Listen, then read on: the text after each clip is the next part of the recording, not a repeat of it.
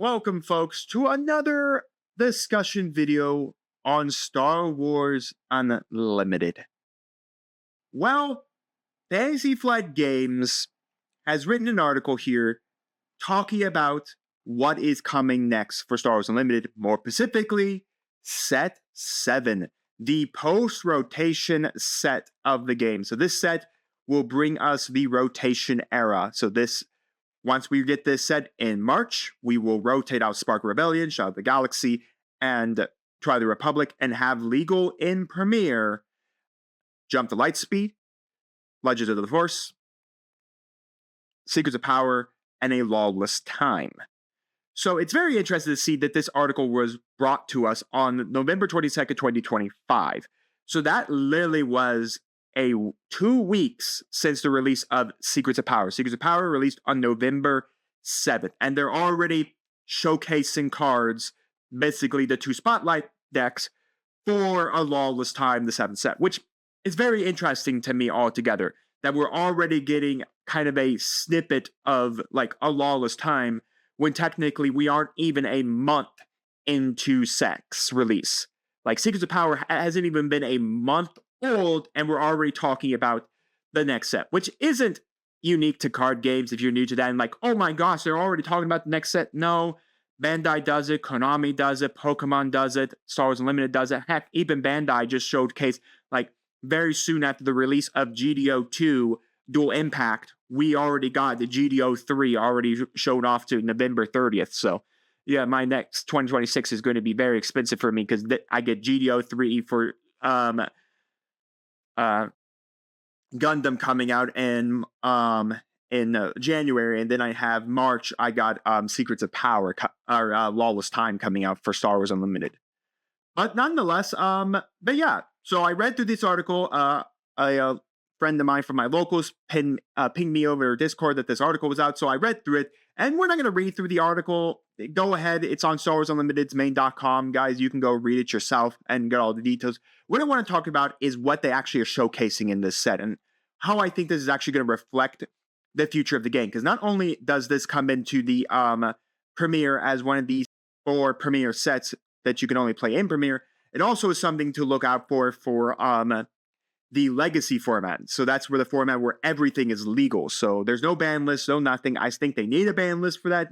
But again, want to kind of see how like stuff like wraps up with legacy format stuff where everything is illegal. So anyways, they're just talking a little about it. We know what our 2 spotlight leaders are going to be. We are got a new Jabba the Hutt action. Tap 1, return a friendly underworld trait to its own hand, which is nice. Again, something to work with the new underworld cards. And then create a credit token. 6 or more, you flip them over. Action, play an underworld unit from your hand. If you defeat the credit while playing a cost, it gains ambush for the faith. So basically, they're telling us what some of the new cards and mechanics are. So we got a new credit unit, credit token. When playing a resource, you may fake this token. If you do, pay 1 less. Really cool. So it's really cool that you can just defeat this resource, and then you'll be able to reduce costs of your playthings, which is pretty nice. And then you have Solarius Crumb again. He's got Raid 2, 102 with Raid 2. You control Jabba the Hutt as a leader or a unit. By the way, this is really good also for the blue Jabba that we got from Secrets of Power. This unit enters play ready. So if you were really wanting to play like even playing this out of aspect, probably in blue Jabba isn't too bad either. And then we have like unmarked credits. You just create a credit token. So we're kind of getting this new idea of like Underworld's really transforming from Cad Bane's strategy of play Underworld ping to more of this being something like bounce Underworld guys back to your hand, create credits, and then reduce the cost of your units by burning credits once you flip over the Jabba. So anyways, we do have new bases. We actually got a specialty rare base, which is actually pretty neat. So we have the new Great Pit of Carkoon. This is, of course, Jabba's personal Sarlacc pit. Again, remember, that's where then he brings Han, Luke, and Chewbacca to sacrifice them all to the Sarlacc pit. That's where Boba Fett falls into as well and survives. Epic action, discard a unit from your hand. Search your deck for a card named the Great Sarlacc of Carkoon. Reveal and draw. Really cool. I like that we're getting some more epic action bases. 27 health base is not too bad at all for a one-time use of getting a unit. And also, by the way, besides, I think, Search Your Feelings, I think this is the second card in the game that searches out a card. If that's not correct, you guys can let me know down in the comments, but I believe this is the second card that actually searches out a card from the deck. Like, I know Search Your Feelings can do that, and now we have the Great Pit of 𝐂𝐐. Most stuff doesn't search. Most stuff search like the top 10, top 5, top 7, anything like that. You can grab a unit from it. But other than that, typically we don't have like search cards, like search your deck for this and then shuffle your deck. It's usually search the top of your deck, find something, add it to your hand. But yeah, pretty cool. So we got, of course, another couple of new units, another new Underworld, really good for Jabba. Again, if you flip them over, then you can make your Rancor get ambush. We do talk about that we can't really bring out the Sarlacc pit, but they do joke something about this. Even though the Sarlacc doesn't have Underworld, you can still use credit tokens to help get it play out earlier than its cost would normally allow. Now, only if there was a way to give it the Underworld trait so Jabba could give it an ambush.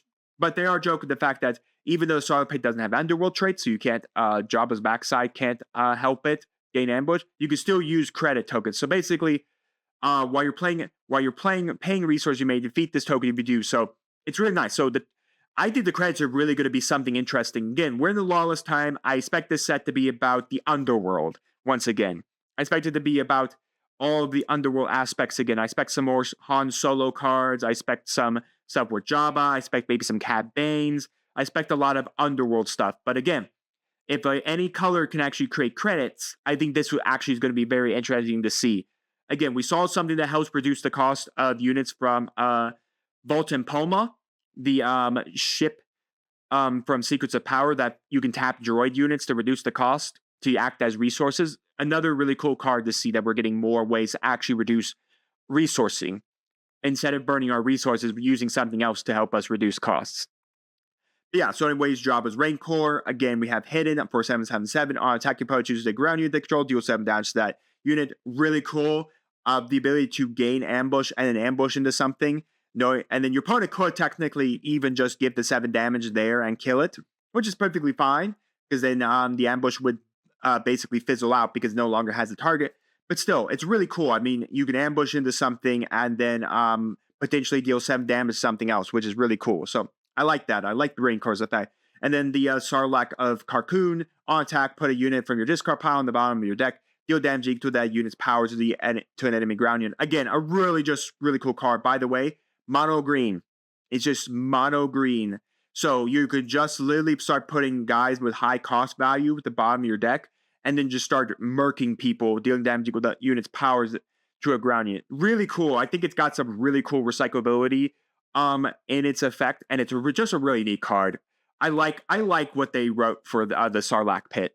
That is actually a pretty nice effect there. It definitely helps against if you're playing into certain strategies, having a Sarlacc pit, especially in green, meaning that you can be able to not deck yourself out. So being able to put stuff on the bottom of your deck once on the attack might help you not deck out. So that's pretty nice. Again, it also helps like doing that chip damage to things as well. So pretty cool card. Definitely something I think some decks will take some good use to as well. But still, a pretty cool card. Like what we got that, and not also like that we have like a base that could just search it out as well. Anyways, we do have another Leia Organa leader, because we just haven't had enough Leia leaders just yet. Of course, this is Leia dressed up as the bounty hunter that brings in Chewbacca to try to save Han Solo. So Leia's effect here is very unique because what they're releasing in the set is completely new, and I really do hope we continue to get more color stuff like this, and we'll talk about it. Leia Organa is action, pay 2, tapper for this phase, give a unit +1/+1 for each different aspect it has. Now, typically, you think that most aspects you're only going to get a +2 on it because you'll have heroic and like green or anything like that. But we'll talk about how we now have even more ways to have more guys get more aspects, because they do say this set's going to release multi-aspected cards. Now, you think that, like aspects like heroic and command are already multi-aspect. No, that's already kind of like a stable in the game so far, where typically you'll have a card that's either monoed, either got a heroic tag to it or got a villainy tag to it. They really haven't been like mixed like this Han Solo down here. But anyways, you could get that, and if you control 5 or more, she flips over. She's a 5/2/2. So she's very, very weak, by the way. I mean, this is probably the weakest leader I've ever seen. I think I've never seen a leader with just 2 health points on it. Yeah, Cassian has only like 2 health points for 6-2. I guess I should say that. But Cassian also has the ability where he can't physically die as long as you have the initiative. And he can't die by enemy card ability as long as you have the initiative. So it's overwhelming to play, choose a unit, give an experience token to that unit for each different aspect among units you control. So we get a new aspect to the game altogether, which is extremely cool, multi-aspects. Again, normally aspects are either mono, an aspect with heroic, or an aspect with ability. We've never had 2 color combination cards. We've never had cards where they've come in as like this Han Solo, Vigilance, and Command. We've never had that. So I like what they're doing for us. They're basically now combining different colors together to make multi-aspect cards, which is pretty cool. So this Han Solo comes in with 1/1/1, shielded, and on attack, giving experience token to this unit, which means that if this unit can continue to go nasty, this continue could get pretty big. We have a new R2-D2. When played, you search out 5 cards in your deck that share an aspect with a friendly unit, reveal and draw. Really cool. So you could basically play this and like, basically this is kind of a good way to search out things that you might need in your aspect. And then Vanity's Flight Freighter. When played, give an experience token to this unit for each different aspect among units you control, which is pretty cool. So we have a couple of different cards here that are about like control multiple different aspects, which again, now that's even more prominent because we're now seeing multi-aspect cards of being able to do that. So multi-aspect is going to be interesting because now that we're getting multi-aspected cards, where it's not just like you just need to have a leader that has like command and heroic, or heroic, and then you just needed to have a base of that color, and then your leader needs to be one other color, and that's how we usually build. For example, if your leader's cunning and heroic, and then you're going to go aggression, typically your deck is always going to be combined of those 3 colors. So now that we have multicolor aspected cards, it's going to be very interesting to see how people really want to build out the deck here, because if you want to say use this Han Solo, but your leader is not, but you're not running in Vigilance, then you're going to have to think about, do I run Vigilance? Or now if you're running a deck that's running like Command, Vigilance, and a heroic, then you can throw this Han Solo in there as well, because you can meet that you can meet the aspect. So it's going to turn into this very interesting deck building here with multi-aspected cards, where it's really going to define your deck building strategy. Do you want to throw in a multicolored aspect card, even if it may not share an aspect with one of your things, but because it's really good? So it's really going to turn into this deck building strategy of, do I run a Vigilance Command style deck just so I can play this Han Solo? Or do I play a Command and Aggression deck but throw in the Han Solo anyway and just pay for that Vigilance? The penalty for Vigilance. As a reminder, Star Wars Limited, anytime you can't pay the aspect, you have to pay 2 more resources, which is still very nice. It's a lot of fun to be able to play a game like this that doesn't have a penalty if you don't have the correct color. But yeah, it's a really cool thing here. We did get a base that actually will 100% epic action common base. That's epic action. Play a card for your hand, ignoring one of its Vigilance, Command, Aggression, or Cunning aspect penalty, which means that we could just ignore it, because we have a Zeb, which is triple colored, by the way. He is Vigilance, Aggression, and Heroic on him as well. So what they're telling you is that this comes in the Leia Spotlight deck, but the only way to play this without paying 7 for him because of the penalty would then be using the Dynamo's epic action to ignore the aspect penalty here. So you ignore the aggression aspect penalty, you just pay the 5 because you have the command and you have the heroic. He does come in with Sentinel, and when played, you may deal 3 damage to a grand unit if you control a command or aggression, a command or a cunning unit. You may deal 5 damage to a grand unit instead. Again, we're seeing more of this cards where now we're seeing these multi-aspect cards wanting you to play in-deck strategies where you can then have, like, be able to manipulate with this. Now, again, this is really nice with the Leia leader because her deck is definitely going to be Command Vigilance here, because we're seeing with the base that she's using so that we can ignore the Zeb's aspect, so we would be able to get this off. But again, we're seeing more of that use of putting cards in decks with that aspect. But now this becomes a very interesting one. Like, what do you do with this Zeb? Clearly, if you're playing, he has a Spectre, which is nice for the Hera from Spark Rebellion. Unfortunately, we are losing that Hera, by the way. So this Zeb can only be played under that Hera in the expanded format to ignore the aspect penalties altogether. So we are losing that Hera, which is a little sad. But again, you can still play this Zeb with that Hera in the expanded format. But anyways, it's just a really cool card. I mean, I like the direction that we're going. Like, do you put him into a deck with these colorations and maybe potentially have a chance to do something like that? So it's going to be very interesting to see if we have cards that can help further ignore aspect penalties because of these multi-aspect cards. And we have Layers of Skies, attached to a non-vehicle unit. Attached unit gains the Underworld trait. When played, if the attached unit is Leia Organa, give a shield token to a friendly unit. So we could just help buff up Leia here. Once again, remember, this is when she's dressed up as a bounty hunter to infiltrate Jabba's palace. But yeah, this is going to look like an interesting set altogether. I mean, multi-aspected cards, a couple of new epic action bases that don't feel straight broken, like ECL and Tarkin Town, that have always felt kind of broken in the game. But yeah, a couple of new epic action bases that are really cool, really fun, multi-aspect cards, a couple of new leaders, new token unit that can help reduce costs. Really cool. And of course, we do have the box art here. Again, we are getting over 260 new cards, tokens, and tons of new aspect combinations. The game really is going to get shaked up, folks. I mean, when I read through this, I was just stunned. Like, holy crap, they are shaking up the entirety of Star Wars Unlimited for the rotation. We are basically just in no man's land now, swinging around. We got to get our sheriff out to help us in no man's land. So it's like, it's completely new, completely different. It's really going to change how everything is. How deck building is done, how we're going to build our decks, our leaders, everything. Rotation is going to feel fresh, folks. I'm a little scared of like what decks are really going to do, as we like said, they're entering their third year of Star Wars Unlimited, and I feel like they're hitting a ball right now. Like Jump to Lightspeed was a lot of fun. I think LOF was a lot of fun, or Legend of the Force, Secrets of Power so far has been a lot of fun, like playing around with and building, and then Lawless Time just shaking it all up, especially with rotation where we're going to lose Spark, Shadow, and Twilight, where we're not going to have those cards in Premiere. It's going to really make it interesting. But so far, like, what's some of the cards we respect? We're maybe respecting another Millennium Falcon in the game. Another Jyn Erso unit or leader. A new Lando from the Han Solo movie, like, unit or leader. A Boba Fett, potentially, unit or leader. And then we have Baz and Chirrut. Some new units for those as well. So I like the art. Again, we're in a Lawless Time. I'm expecting a lot of Underworld units. I'm expecting a lot of that. But yeah, we got whole new things. And, you know, when they revealed it, I didn't think this is the direction they're going. Multi-aspected cards, credit tokens. Yeah, no.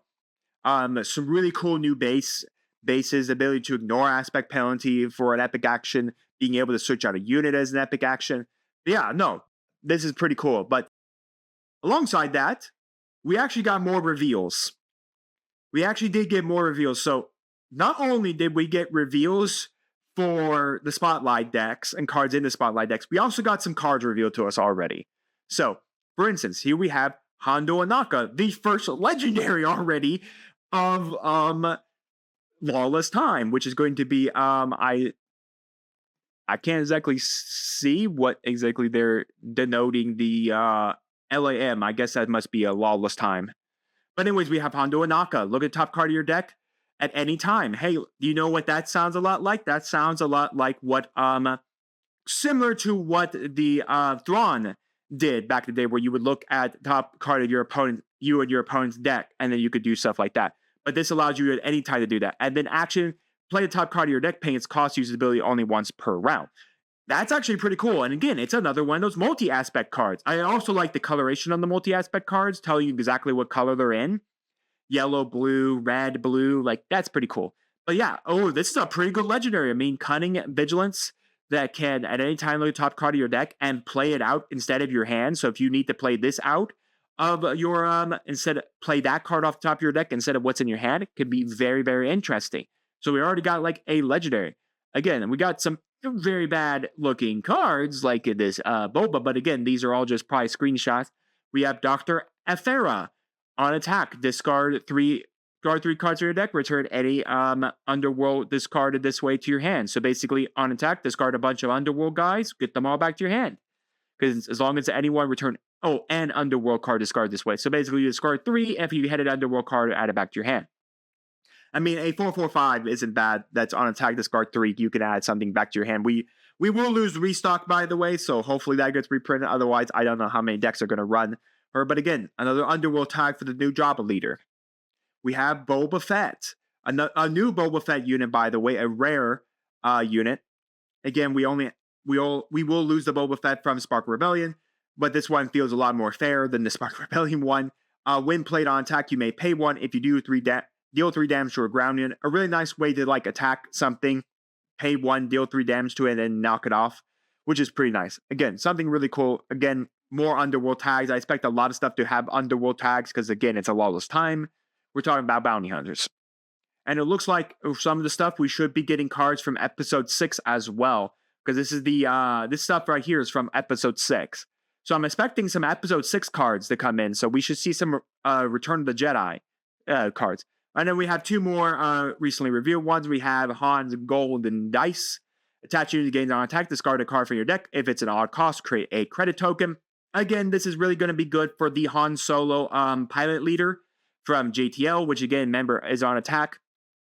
Remember, he wants to play everything is being odd costed, which is really nice. So that's typically what you want to do. You always want to do the odd cost stuff. So it's really nice. So this will really help that leader out a little bit more because he is losing a good chunk of some of his cards because he does play a lot from the previous resets. But still, the set is Law. That's what it's going to call. So it's LAW is going to be Law. And then we have a Qui-Gon Jinn. Again, we do need to make sure we have the Force tag on stuff like this because, again, we still have all the Force bases still active. He has 4/3/5 Sentinel. When played on attack, the top 3 card of your deck, you may discard one of them, put the rest on the bottom, rest on top in any order. Kind of an interesting card. We'll have to kind of see how this actually wants to play out, why we actually want to discard cards to utilize such an effect like that, because there's really no, like, we're not getting any benefit. The card isn't getting played out for free. The card isn't becoming a credit token. So we're not exactly sure what this is actually going to entail. Because when played on attack, you just look at top 3 cards of your deck, you may discard one and then put the rest back in the top in any order. So it is kind of interesting. So if there could be something where we could play cards out of our discard pile to do stuff like that, like what salvage can do and all that.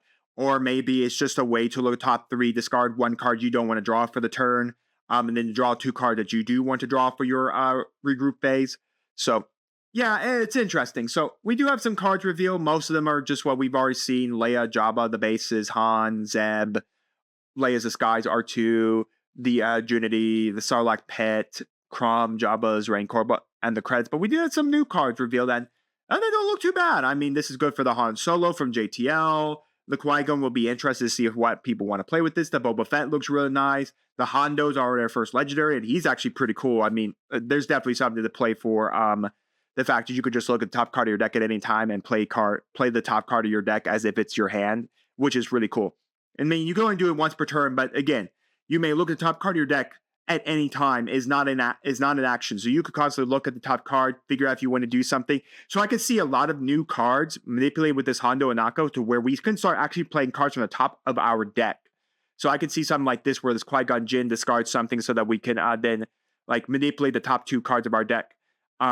Manipulate the top 2 cards of our deck with the Hondo and Naka, and then we could play something like that. So it's going to be kind of interesting, exactly what we all want to do. But this set's going to be interesting, folks. This set is going to be interesting. It's definitely going to be a interesting set. It's going to be a shakeup. It's going to rewrite the entirety of what Star Wars Unlimited is, and it's definitely going to be fun to see exactly what this all does. For a premiere, because again, it'll be interesting to see what it does for the expanded format as well as what it's going to do for premiere. Premiere is going to be the more important one because that's probably where more people are going to play is in premiere. But still, it's going to be interesting to see how this all works around with expanded. So, folks, March cannot come quick enough for us. Well, I think March actually probably should take a small break here. But it can come a little slow for us all because I would like to play some more SEC, Secrets of Power meta before we are already talking about building for A Lawless Time. But still, March 2026, folks, 7th set, rotation, a whole new way to play the game is coming. So if you guys are definitely wanting to jump into Star Wars Unlimited, take it from me. I love the game. It's a lot of fun. It really does make your brain think about your plays, your next steps, and all of that. It's been a lot of fun playing with my locals, and it's just a lot of fun. And it's a really cheap game to get into. It's not like games where like Yu-Gi-Oh, where you might have to put down your like your core can be pretty cheap, but then you need all the hand traps, which are really expensive right now. So it's a really different. So it's a really good game to really get into. Depending on the decks you build, it depends on what you buy. And right now, if you're getting into it, I think right now, try to play decks that are not in the rotation or post rotation, especially if you're getting into it. Try to buy your cards right now before they rotate, or the cards that are from JTL, LOF, SEC, and then just so you have those all ready to go before A Lawless Time, because then those cards might jump up in price depending on how decks look and what people want from all of it. But yeah, it's going to be a lot of fun, folks. But let me know your thoughts, guys, down in the comments. Do you think it's too soon for Fantasy Flight Games to already be talking about A Lawless Time? Or are you guys actually pretty hyped with what we got for A Lawless Time? Are you kind of already thinking about everything for A Lawless Time? Let me know that. Also, let me know what you guys are right now, your favorite cards from the set. What are your thoughts on multi-aspected cards?